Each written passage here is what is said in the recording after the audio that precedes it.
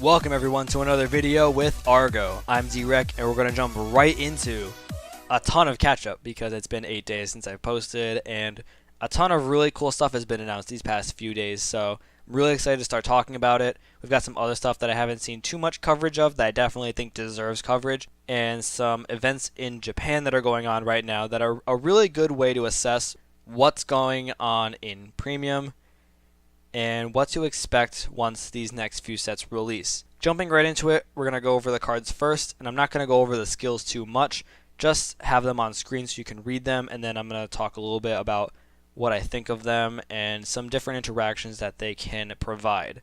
So going into it, we're going to start with some promos first. We've got a grade 2 for Kagero called Melt Stream Dragon. It's a grade 2 10k with an ability that lets him beef up to 25k by itself.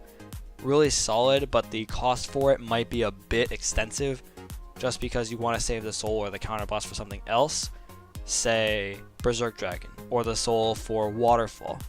Stuff like that is a lot of consideration when building around standard, just because resource management isn't too prevalent right now. We're still waiting to see more stuff come out so we can assess just how viable cards like this can be. I definitely think later on, once we see more in the way of resource management, but until then, it's a little bit expensive, but I could see it being played nonetheless. Next up, we've got a grade 1 for Tachikaze called Savage Trooper. It's a grade 1 AK that is a very basic way of utilizing the equip gauge mechanic, but it definitely can be very beefy, especially as either an attacker in the front or a booster. Easily as an attacker just because it can hit for magic numbers against anything, but even so as a booster because it's a grade 1 primarily.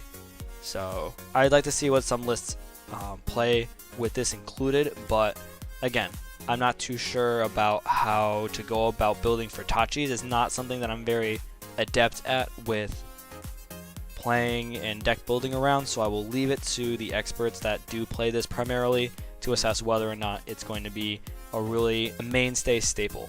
So moving along, we've got another promo for OTT called Imperial Shrine Guard Nozuchi. It's a 7k grade 1 that allows you to essentially mulligan again, but the big kicker that I didn't see the first time that I thought was going to make this a really good card made it a really bad card. It's only good on Vanguard Circle, which means it's only good at the beginning of the game, meaning it's really only just another mulligan, so you cannot have a brick hand at the start of the game. Not as good as I thought it was going to be. If it was also a rearguard circle ability, this would have been amazing, but just because it's Vanguard Circle only, completely eradicates a lot of the viability of this card, and I just don't see it being played. Next up, we've got a grade 2 for Royals called Brunt Knight Garrick. And at first, this is another card that I thought was going to be really good. I thought it manipulated the opponent's Vanguard's power, but after reading it again, it manipulates its own power to match the opponent's Vanguard, which is okay in some situations. It's really meant just for those situations where your opponent checks multiple defensive triggers and you want to be able to meet them, especially if you don't have any other columns that can do so. But aside from that, I wouldn't waste the Soul Blast on something like this that really only pokes for a 5k shield. I would rather save that Soul Blast for something like Soul Saver, where it would matter a lot more. And that is it for promos so far. Moving along to some reveals now, we're going to go over some of the older stuff first. Starting off, we've got a new version of Player of the Holy Bow Vivian. Her skill is definitely better than her predecessor, allowing you to check multiple cards instead of just the top card of your deck. The only gripe is that she's only usable from the hand, which is a bit of a drawback, especially when you're doing a lot of superior calling, but in essence it's still a really good card. The power and buff is nice, and the ability to have variety like Gold Paladin started to have towards Liberator era as well as Legion and in G makes it really viable, not just in Standard but as well as in Premium, especially in Premium because we're going to be seeing more generic builds for golds because of the abuse of cards like Wonder Ezel with the new Blonde Ezel. So really solid way to just kind of filter for a card that can easily make the combos of the deck in Premium specifically much more disgusting. And in Standard, it's still a really solid card for board fill and really allows you to abuse the Excel Circle to its fullest, especially with Gold Paladins because of the amount of superior calling. And then next up for Gold, we've got a new Grade 2 called Brave Battle Knight Tornus. It's a Grade 2, like I said, with 9k power, but it allows itself to get additional power if the soul is at 1 or 0, which, depending on what more cards as we see them be released do, this could be very good in the sense that you could eat through soul very quickly and then make this card viable. Cards like Din Drain and of course the new Vivian will help towards that. We'll have to wait and see. I'm definitely excited to see what the rest of these cards do, but Tornus, until we see those cards, I would hold off on making him more than a 2 of. That's it for Golds for now. We've got one reveal for Angel Feather, which is a new version of a Million Ray Pegasus. And my oh my, is it good. It's a continuous ability that gives it power and shield whenever a new card is placed into your damage zone during that turn, and specifically, not only your turn, it's also your opponent's turn as well. So this is very abusable with defensive cards like Suriel and Premium, which will allow you to get shield buffs that allow you to make Million Ray a much bigger interceptor going into some defensive options, as well as on offensive options with cards like Gabriel Eden or Raphael. If you're playing the No Seal build, this is a very viable card just because of the amount of swapping you're doing. And then cards like the Grade 1 promo that performs Rescue when you place it on Guardian Circle. 1,000,001 different ways to just swap cards out and give this card power. Really solid, easily playable in both formats, and I'm really excited to see what they do with the rest of Angel Feather in Standard. Next up, we're going to go into Neonectar a little bit, and we've got a new version of Corolla Dragon. If you guys remember what Corolla Dragon did before, I think it just got plus 2k or something stupid. And it was in a time when Neos couldn't put together a full deck. So that was really funny to see. It's great to see Neos actually have a lot of viability going into the earliness of V-Series. And Corolla Dragon, especially with the introduction of the token mechanic, this makes the new stuff much more viable power-wise. And I could easily see this being something alongside Asha in Premium, just because of the amount of abusability it has. And I don't see it being mixed together. Like, I don't see Asha and then the new token mechanic being mixed. It's either you're playing Asha primarily, or you're going to be playing the new Neonectar stuff with the token mechanic, because I don't see them mixing too well.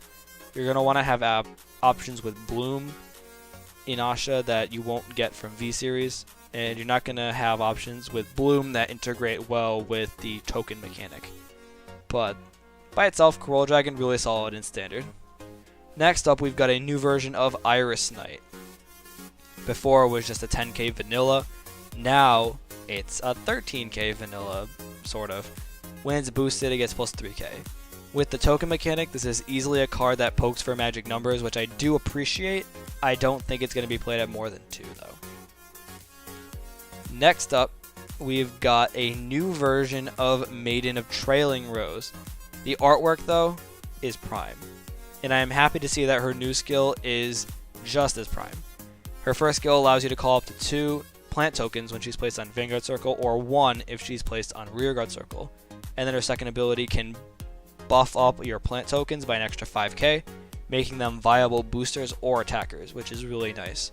In combination with cards like Sylvia, which gets a token out, you will easily have a back row of 10k boosters, on top of cards like Corolla Dragon, which could easily stack up to 9k in combination with this, and then just hit for massive numbers. And because Neonectar is a forest clan, this is very easily something that they can abuse power-wise, which I'm really excited to see.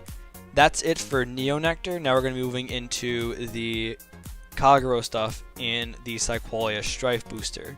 So starting off, we've got a new Grade 2 called Dragon Spear Diarmid. If you remember from G, this was a Grade 3 for Shadows. So he's a Grade 3 for Shadows, gone Grade 2 for Kagero, which is kind of funny. But his new skill is really solid. and very similar to the grade 3 skill, minus the cost.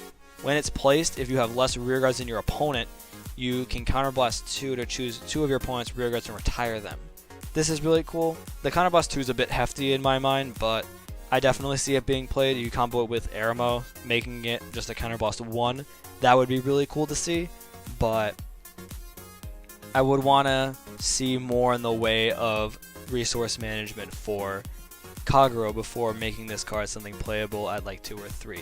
Maybe a 1 of, quite possibly a 2 of, but it's a bit too expensive for anything more than that.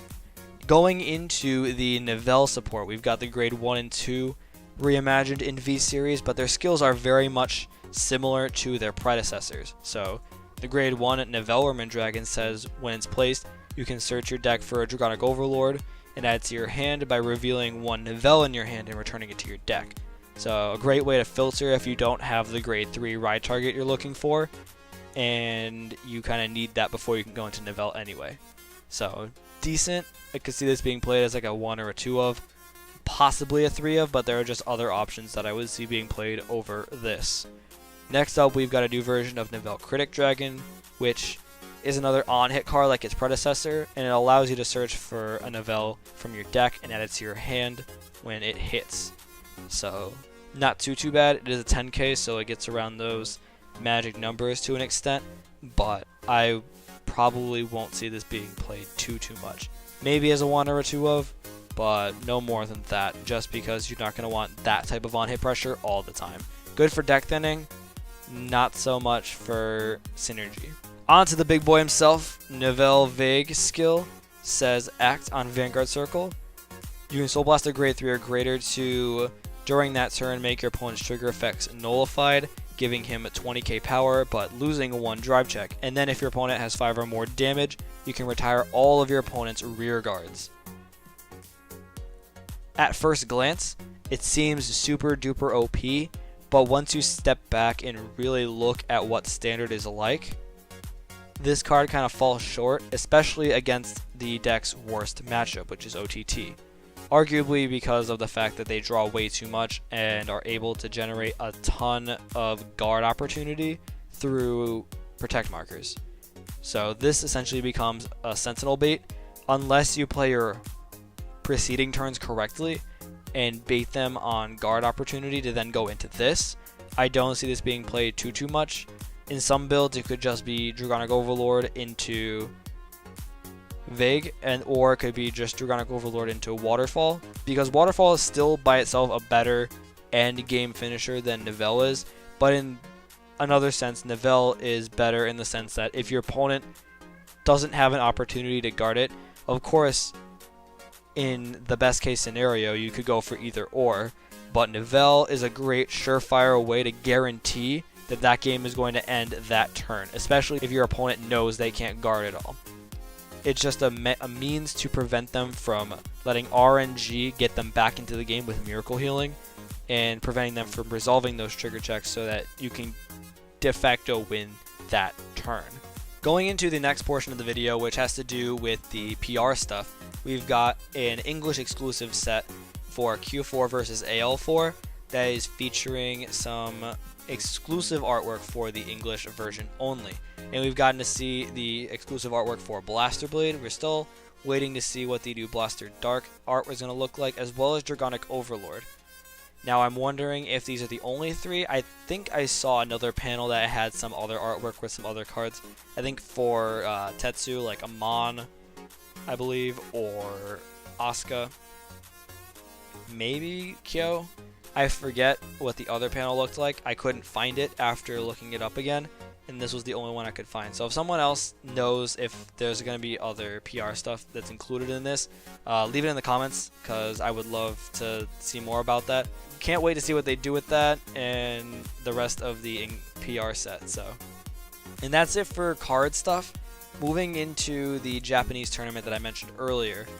It's the GP going on in Akiba right now for premium format, and it's a really great way to just be insightful about what to expect for the tournament scene for the English format. Because again, while it isn't a super guaranteed determinant of what the English meta is going to look like, it's a great way to get some insight on what to expect, because these are decks that we will be seeing variants of in the English format, whether they're played the exact same way or with similar builds and tech choices. Going into the decks, we've got 3 Dark Irregular lists that have made first place, as well as 1 Shadow list and then 1 Geese No Seal list. I'll be going over those last, going over the DI list first. So our first list here is in 2 panels. So for the Stride deck, we've got 2 Balam, 4 copies of Bladermau, 2 copies of Tybalt, 1 GR Sharahat Stride, and then 2 Gilderai. And then for G-Guards, we've got 2 Agrat Bat Millet, 1 Ratcoom, 1 Vincent, and 1 of the rare G-Guard from set 14.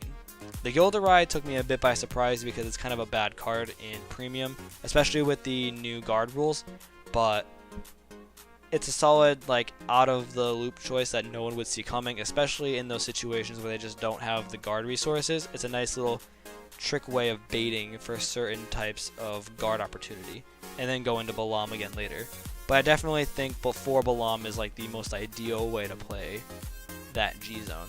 But these lists did all get first place, so there's not too much room to kind of question their builds because they did still win. So moving along to our next portion of this list, which is the main deck, we've got 4 copies of Death Anchor and then 4 copies of Sullivan. So of course we saw the 2 Tybalt in the G-Zone, and we can expect to see Bladewing in the grade 3 lineup. So that makes it a little bit easier to manage just how much of the deck you're burning through.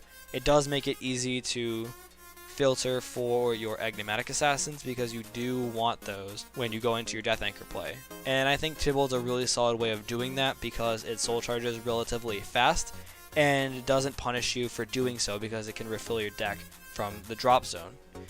So, and then for the rest of the deck, I know it's a little bit blurry because of the reflection from the glossy sleeves, so do bear with it for a little bit. We've got 4 Enigmatic Assassin, of course, for the combo, and then 4 Monochrome Stand Trigger, 4 of the Draw Perfect Guard, and then for grade 1s I see 4 Veruca and I think 4 Prisoner Beast over on the bottom left there, and then 2 copies of the grade 2 Heat Elemental that I think not Magnum, that's the Stride. But I haven't seen anyone play that card in a long time, so I'm wondering why it's being played now. If you guys have any thoughts about that, I would love to hear that in the comment area below. Definitely leave your thoughts on all of that. And then the starter is the V-Series starter, so they get the guaranteed draw. Solid list. I'm excited to see just how well it does in the final round, which will take place on the 23rd of this month. Next up, we've got a 3-part panel here. So we're going to go over the Stride deck first. Looking at it, we see 4 Balam and then 2 copies of Bladermau, 2 copies of Tybalt, 1 GR Sharahat Stride, and then 1 Seabreeze and 1 Dust.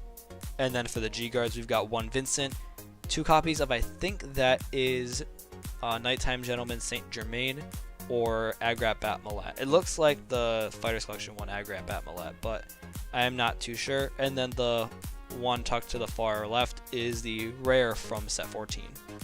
So interesting to see the play with Seabreeze, just because I thought that the new Stride rules really phased out the utility of it, but good to see that it's still being played. And then for the main deck stuff, going with the grade 3s first, of course we're looking at 4 Death Anchor, and then for the other grade 3 choices, we've got 2 Demon Eater and then 1 Sullivan.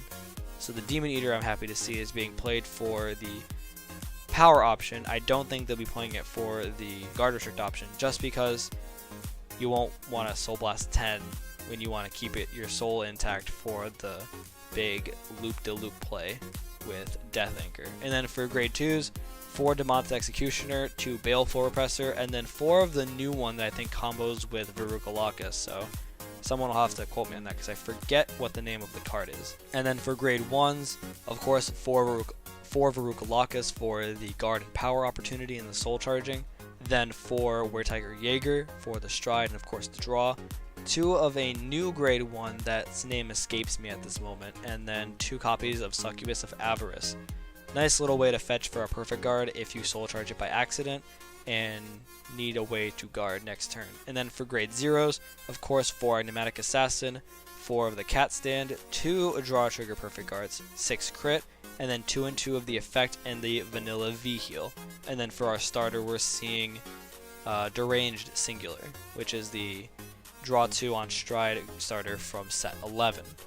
Really cool list there. I do like that they're playing some G stuff as well, like the Succubus is there, as well as the effect heal.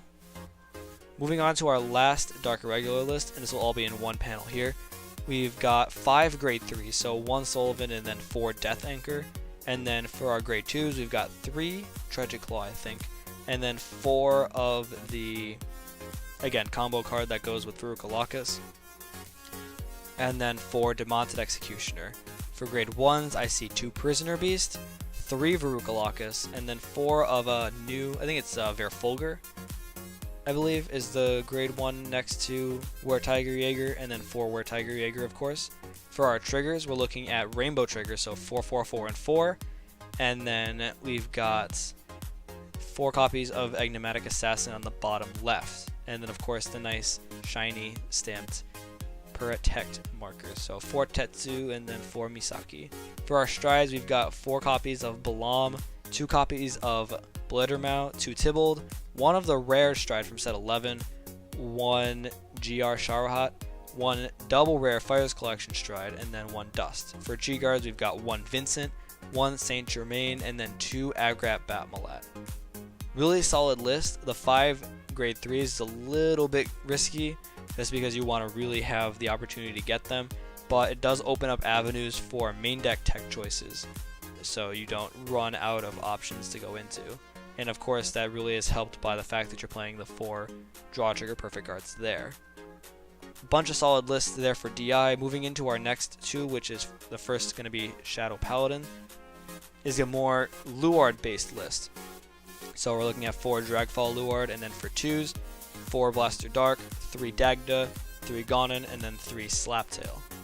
And then for grade 1s, we've got 4 copies of Ezra's, 4 copies of Blaster Javelin, 4 copies of Fuemnak, and then 2 copies of the Swordbreaker clone, 4 Ritual, and then 2 Abyssal Owl. For triggers, we're looking at 9 crits, 3 stand, 4 heal.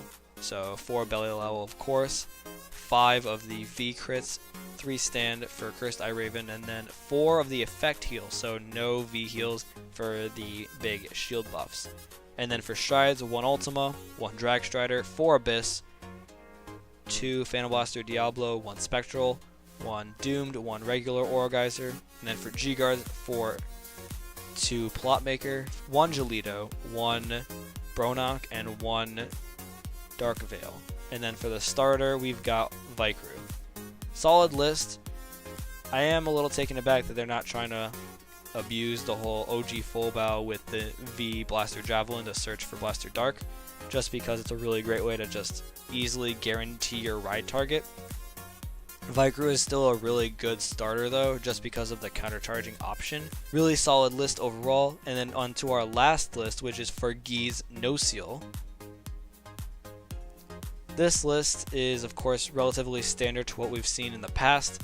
The Stride deck of course is playing your 6 Zeroth Dragons, so the 5 regular ones and then the Geese.